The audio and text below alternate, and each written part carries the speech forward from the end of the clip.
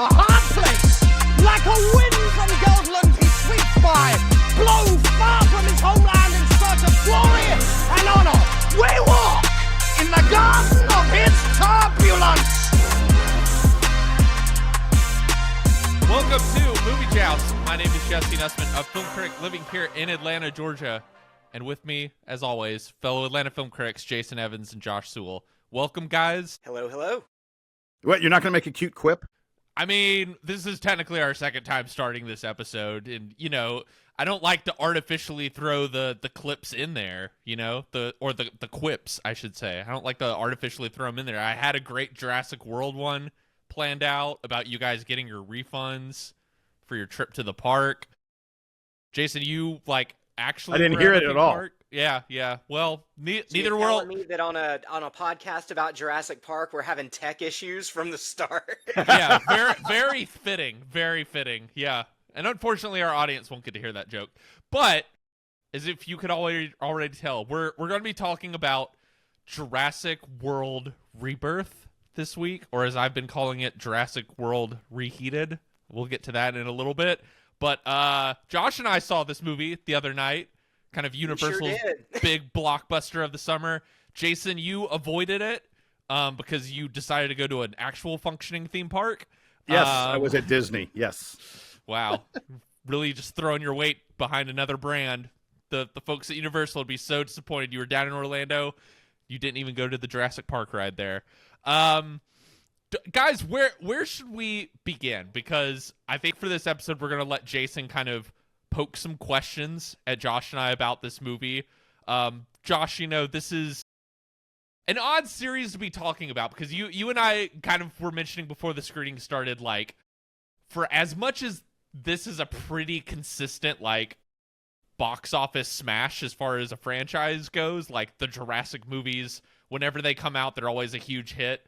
I would not say they have the best reputation, even among, like, normal everyday moviegoers. Like, you know, Josh, you were saying, like, the first one is one of the undeniable iconic blockbusters of all time, and this is now the seventh film, the sixth sequel, and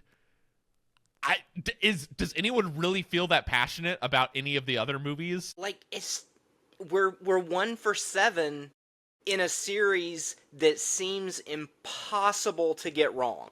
It's like Secret Island, full of dinosaurs, people show up and get eaten. On paper, that sounds amazing. But even Spielberg couldn't make a truly good sequel. There are parts of Lost World that are interesting. I was going to say, three is okay until the dinosaurs inexplicably come to the mainland. 3 is kind of okay.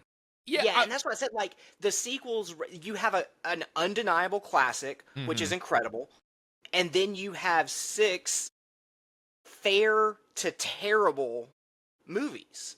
And it's just, does it have, like, the weakest track record of any franchise? Transformers. Oh, yeah, I think there's weaker track records. I mean, I'm kind of with Jason. Like, you know, the Lost World is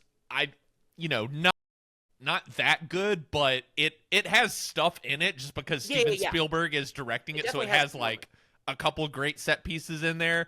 You know, Jurassic Park 3, I can't harp on too much because that's sort of like a trashy B movie that is like, you know, it's unashamed to kind of just be like pulpy fun at this point of like, I don't know, people crash on the island and the dinosaurs are going to eat them at this point. Yeah, it's 90 minutes. Underrated. Yeah. And then I've mostly felt the Colin Trevorrow sort of reboot of this series has been unsuccessful. I even kind of joked with you, Josh. I'm a little worried to ever revisit the first Jurassic World from 2015 because from what I remember, a pretty stupid movie like all of these recent movies have been, but maybe one that I was, you know, because it had been so long since one of these was in the theater, like in 2015, I think I was a little bit more warm to the idea of like, I don't know, I'm kind of just like glad to be back in this world for like nostalgia's sake. I was going to say nostalgia gotcha. But I wonder if I revisit that first Trevorrow one, if I would have the same problems that I kind of do with like the other two that he was involved with, which I think are just sort of like, kind of baffling in all of their creative choices. I will say that I thought the I don't know what the fourth film, the first of the Colin Trevorrow films, the one that sort of restarted this, the first Jurassic World film. I thought that one at least had a story that largely held up. The ending was pretty awful, but I thought along the way I was enjoying myself. I thought it was kind of interesting. It was hitting a lot of decent story beats. I could maybe make an argument that is it the second best in the franchise? It's no worse than third, but this is such a low bar, and all of these, it's sort of like Transformers. Every time one of them comes out, they make $1 billion around the world. Everyone and their brother goes and sees them, and we all go, that sucked. Why did I waste money on that? And then they put out another one a few years later, and we do the same thing all over again. So I want to ask you guys if you have any theories behind that of like why these movies remain so successful, and clearly there is an audience for them, even though it seems like everyone, even kind of your like Joe Popcorn average moviegoer, is sort of like, yeah, they've never really been able to like reach the level of the first one. And what do you think it is about this premise that it has been so hard for Universal and everyone involved to kind of crack? I think a lot of it is the same reason Avatar is so successful, is especially the recent trilogy, the Trevorrow trilogy, they all made more money overseas. And it's because when you've got dinosaurs eating people, there's not a lot getting lost in translation. They're just going for the big visuals. I don't think it's an accident that the thinner the characters are, the more money the movie makes. You know, because that's what made the first one great, is like you had characters who had clear points of view. You had They had to grow. They had to adapt. Yeah.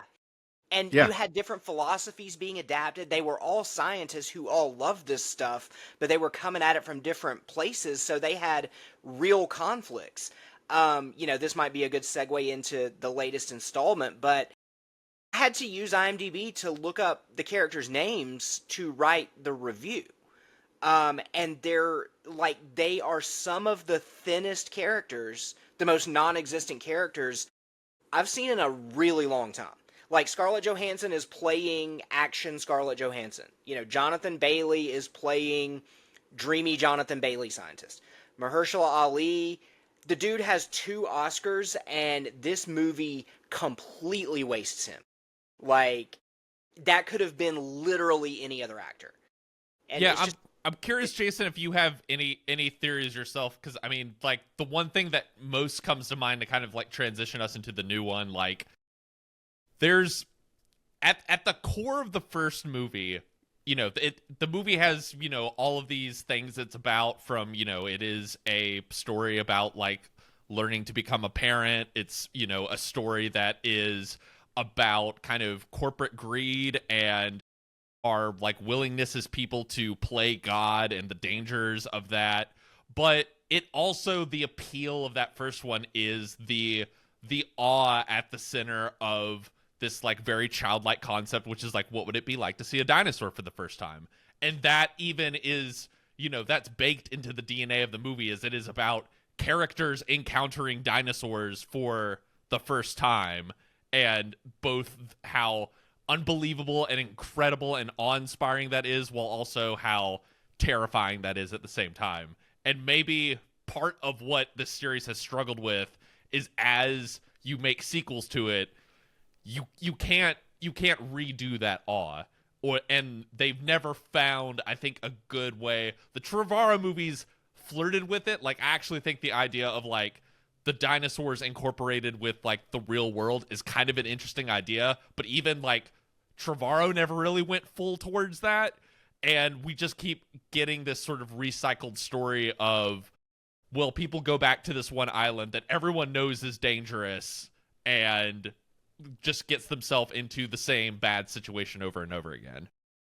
I think one of the things that we need to remember, and I'm not sure if either of you guys were old enough to experience this the way I did as the old man on the Movie Joust podcast. The original Jurassic Park film not only was about, oh my gosh, I'm seeing dinosaurs for the first time in terms of the story plot, it was also about that in terms of the experience of the audience, because we had groundbreaking special effects. You know, absolutely, like, we've never seen this kind of thing before. The quality of the special effects. I vividly remember watching that movie and just, you know, jaw-dropping that we had mankind on screen with a truly realistic-looking dinosaur. And there were moments in that film where I didn't care what any of the characters were saying. I didn't care what was happening on film. So what? They were, you know, running from the raptors, whatever else it was. I was just jaw on the floor because I was looking at visual effects that I'd never seen before.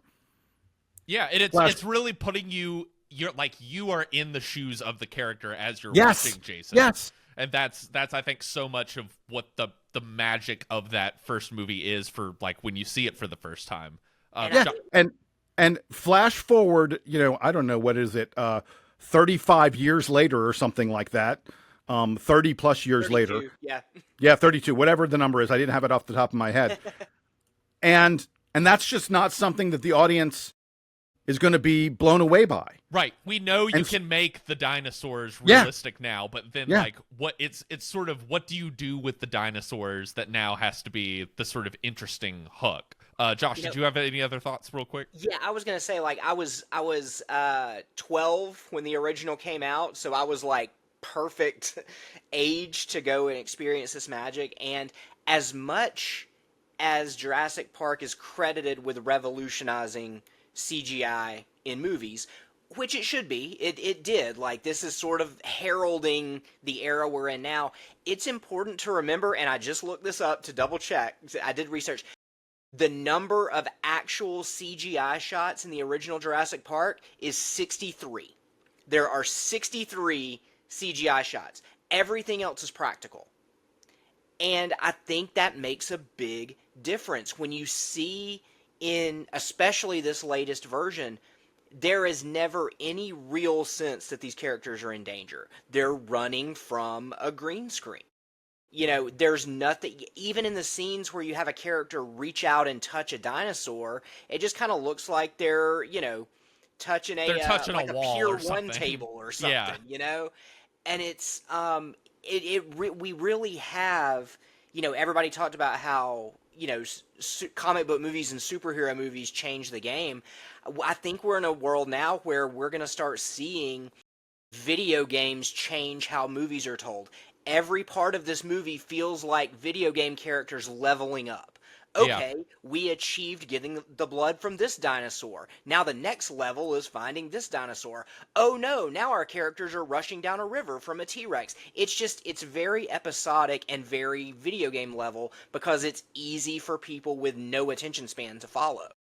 So, Jason, I'm gonna hand the reins over to you, and feel free to ask us whatever you feel might be on the mind of the listeners in terms of, should they go out to the theater and spend their 4th of July weekend hanging out with ScarJo and the dinos?